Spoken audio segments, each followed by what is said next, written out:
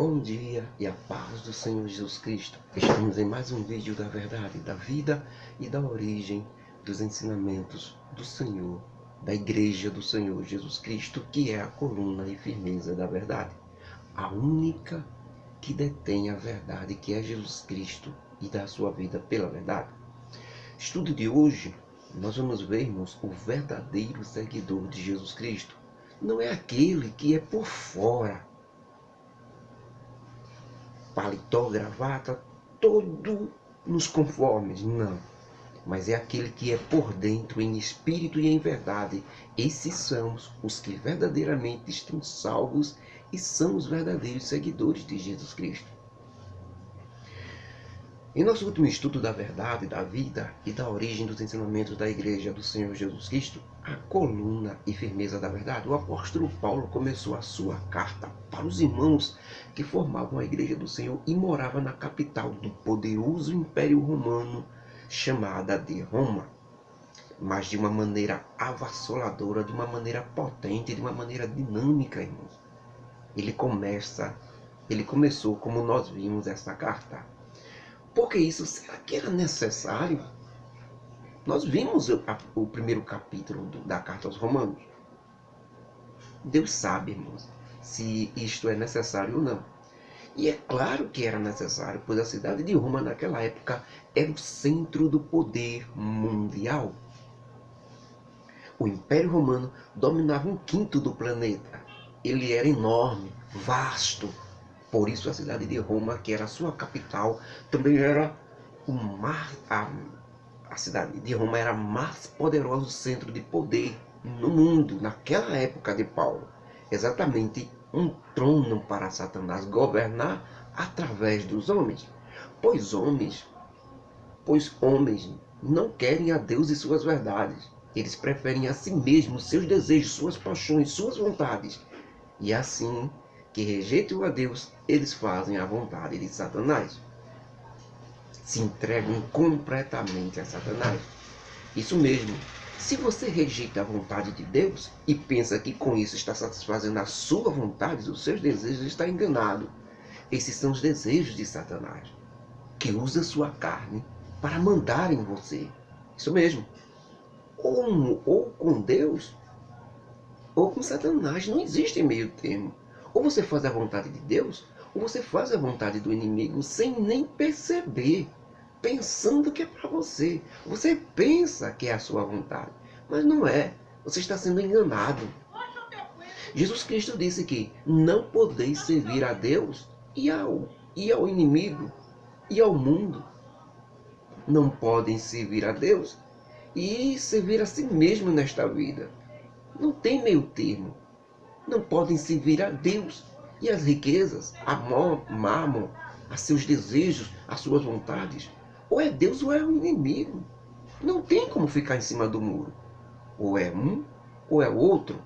E como o nosso Deus só aceita de livre, espontânea vontade e desejo realmente de fazer as coisas para Ele, então resta só o inimigo, pois que todo mundo jaz no maligno. Todo mundo inteiro. Falo de pessoas.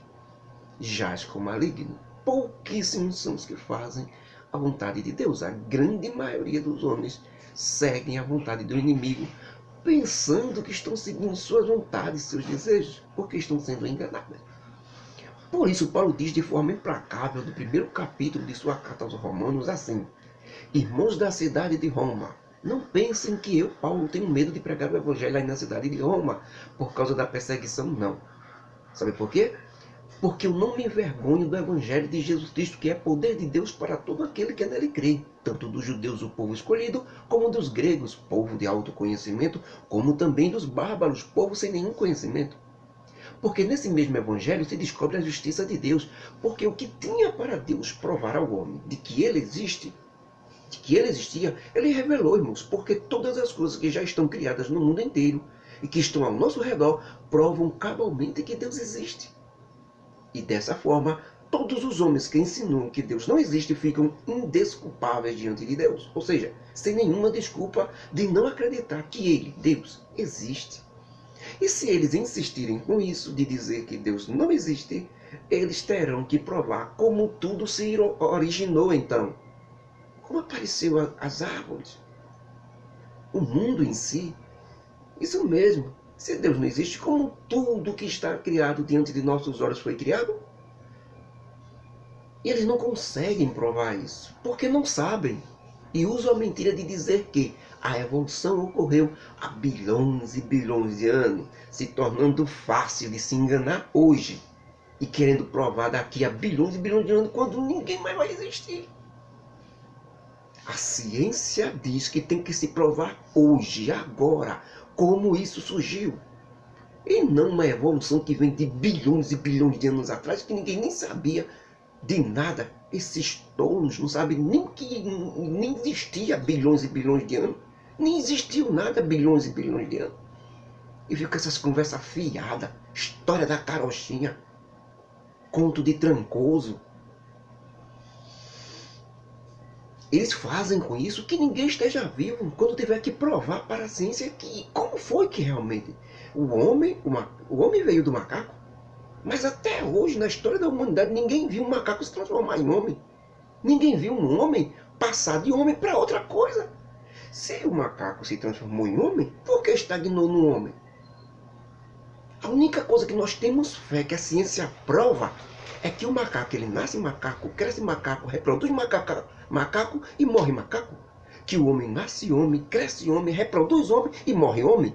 Isso é ciência provada, exata. A verdadeira ciência prova isso. Outra coisa não tem como fazer. Existem certas evoluções de algumas espécies de animais, mas coisas minúsculas, pequenas, irrisórias. Mas uma evolução desse tamanho, de um macaco, um animal, para um homem, nunca se provará isso, porque não existe. É fantasia. É coisa de homens maliciosos, controlados por Satanás, para tentar desfazer de Deus. Por isso, até os dias de hoje, a evolução é considerada uma teoria e não um fato comprovado. Por quê? Porque ela diz que só vai provar isso daqui a bilhões de anos. Ou aconteceu há bilhões de anos. Então, como ela não consegue provar agora, ninguém estava há bilhões de anos atrás para comprovar se isso foi verdade mesmo. Ninguém vai estar lá há bilhões de anos na frente para saber se isso é verdade mesmo. E como hoje a única prova que a gente tem é que o homem cresce homem, morre homem, macaco cresce macaco e nasce, nunca se transformou nenhum, nem outro, como a gente não. Isso é o que a gente prova. Então a evolução é uma teoria, conto da carochinha, história para boi dormir. Vendo a comprovar que tudo existiu e que foi Deus que criou, não há outro. Qualquer coisa fora disso é um louco.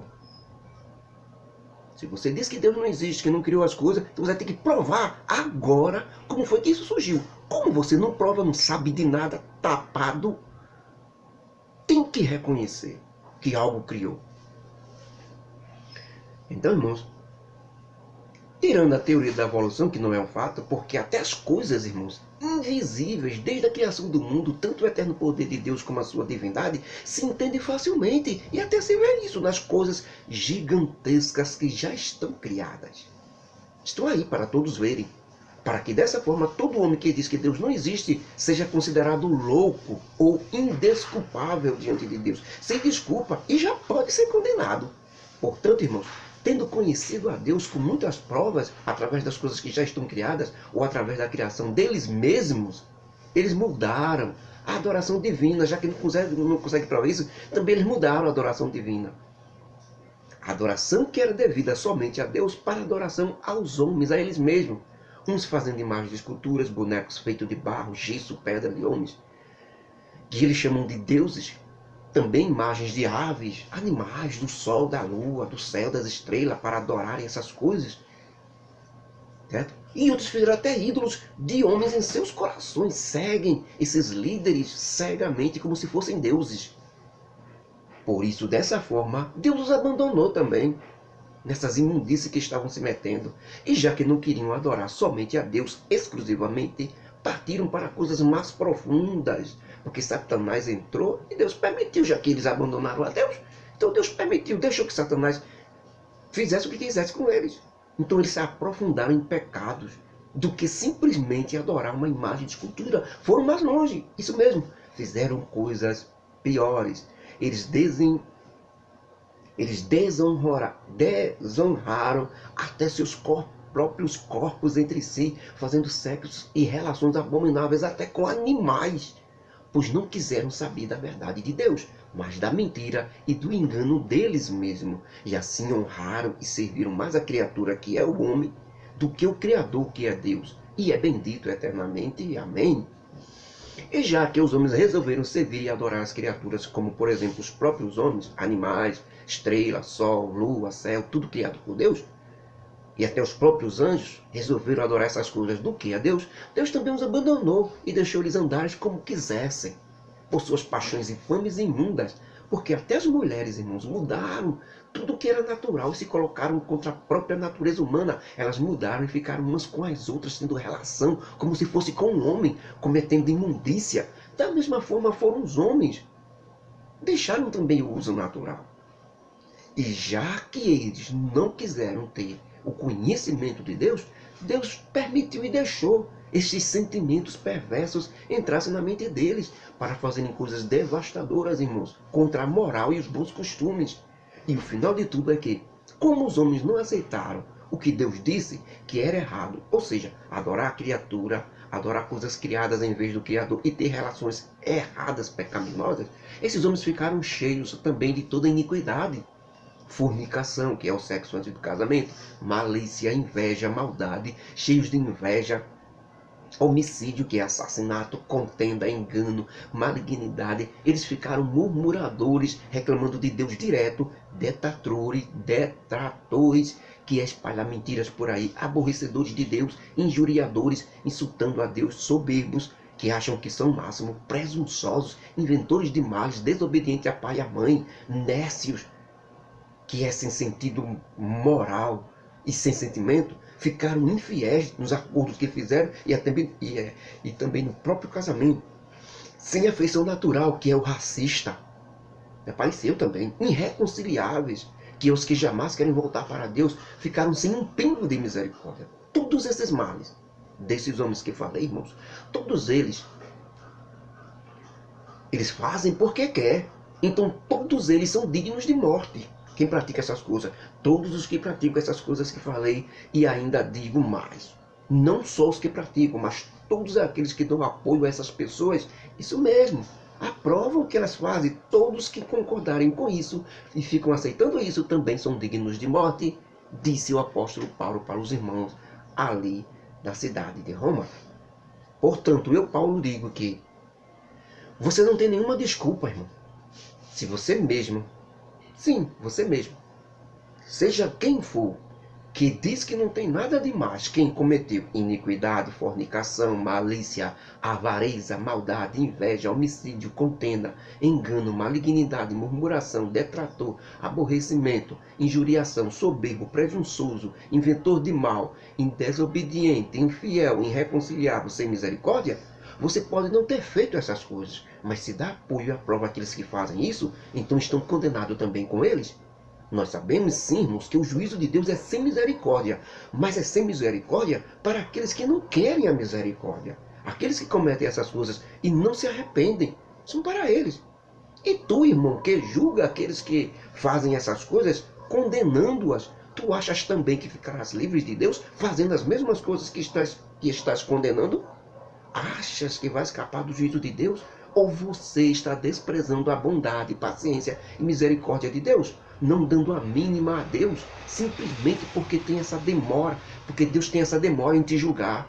Não se lembra você que esse tempo que Deus dá é para que você se arrependa?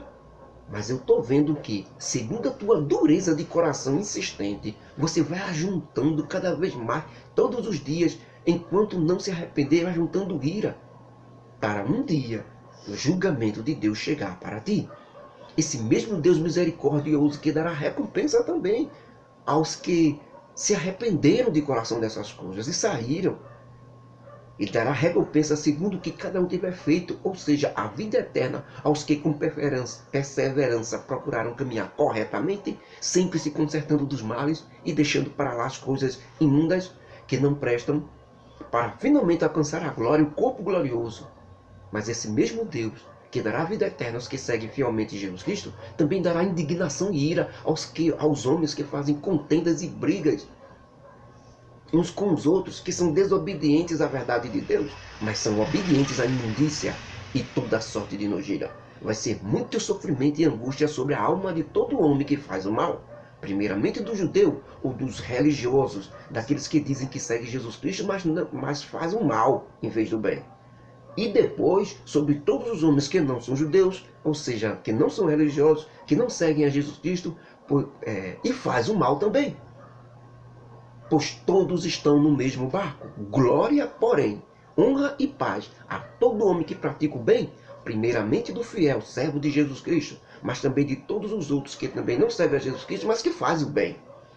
Irmãos, a maior verdade do mundo é que com Deus não há acepção de pessoas. Ou seja, Deus não tem favorecidos não. A regra é clara, irmãos. Não há acepção de pessoas com Deus.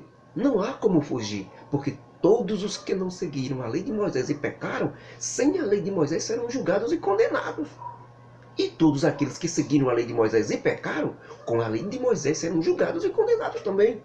Porque os que ouvem a lei de Moisés não são justos diante de Deus, e não são salvos não, mas sim aqueles que escutam e praticam a lei de Moisés. Estes são justos, esses são salvos diante de Deus.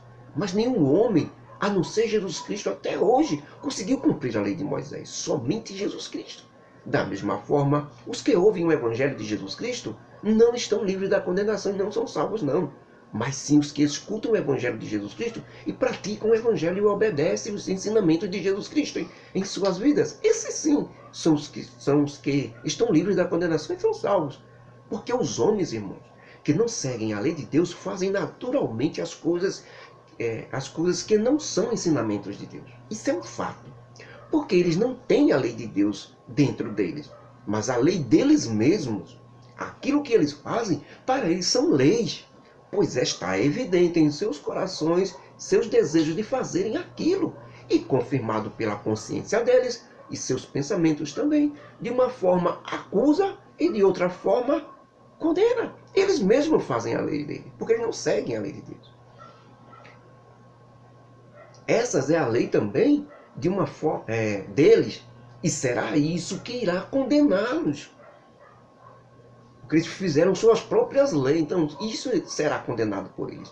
No dia em que Deus há de julgar os segredos dos corações de todos os homens, através de Jesus Cristo, segundo tudo isso que eu, Paulo, estou ensinando agora.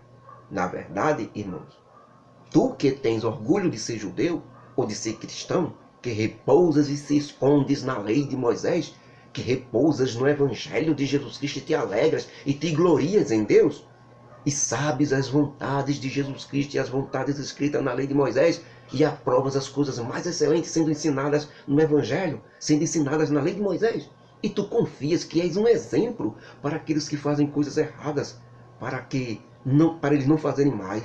Tu acredita que és como se fosse uma luz para aqueles que estão nas trevas, porque não sabem nada sobre Deus.